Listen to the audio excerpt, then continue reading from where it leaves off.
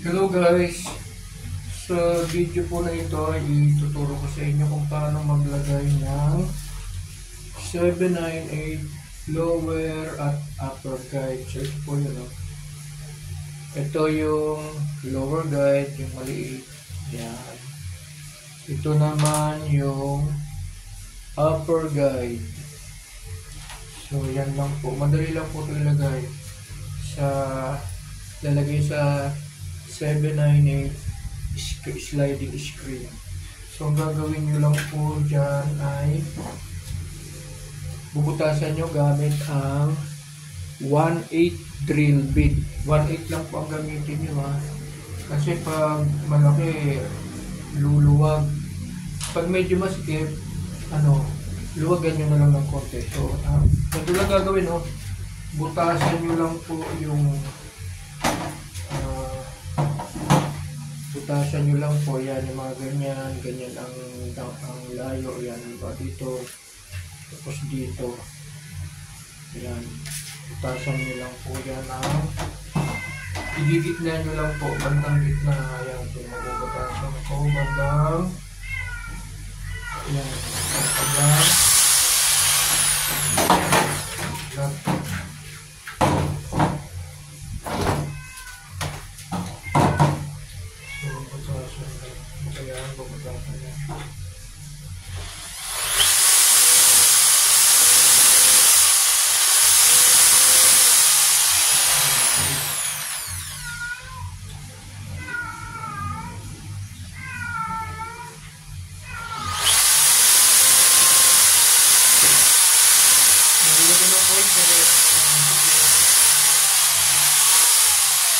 bubutasan na ito ng 4 na butas. 2 sa baba, 2 sa taas.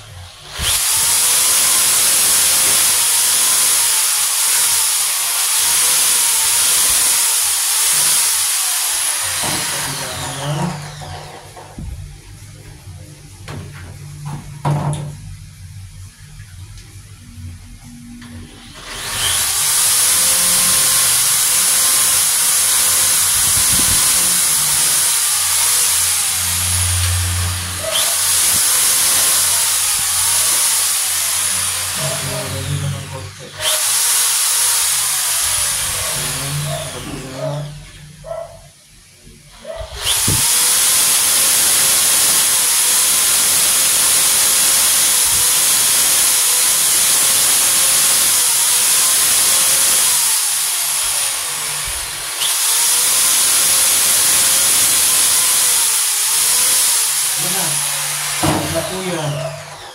Ngayon, ito, nahin ko ito. Ito yung baba. Siyempre kung saan yung baba, doon nyo po ilalagay itong maliit. So, tama nyo lang doon sa butas. Ito, wala hindi masyado makita. Tama nyo lang po sa butas. Nakikita nyo naman po yan. Tama nyo. Tapos, gamitan nyo lang po ng flat screw. Yan o. Pwede nyo lang pukpukin.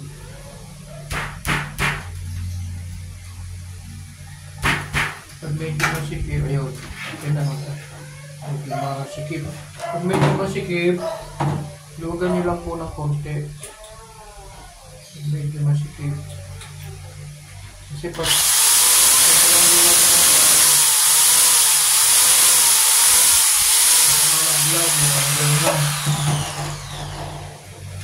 yan, balik ko natin ulit. Flat screw, ganahin nyo lang.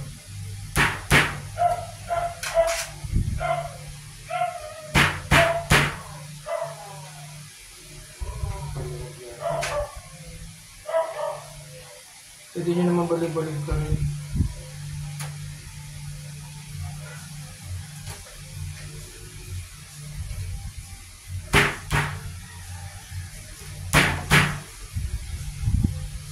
Yun. Nailagay na. Siyempre yung isa pa, lagay nyo rin yung isa.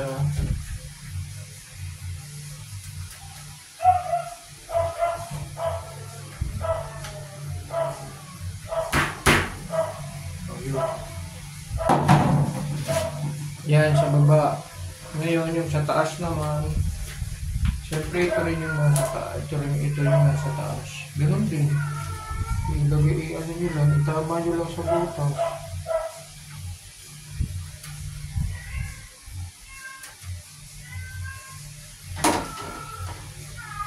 Yung iba hindi na nilalagyan itong upper guide eh. Kasi bali wala lang, pero ako naglalagay pa rin ako nito. Kasi parang hindi masyadong maluwag. Nilalagyan ko pa rin ito.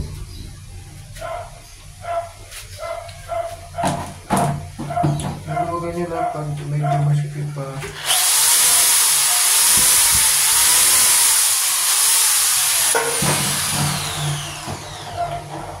Ako naglalagay pa rin talaga ako nito. Kasi kaya nga may upper grade kasi kailangan din. So dapat lagyan din natin. Ayan, ganyan lang po. So pagbulaan naman.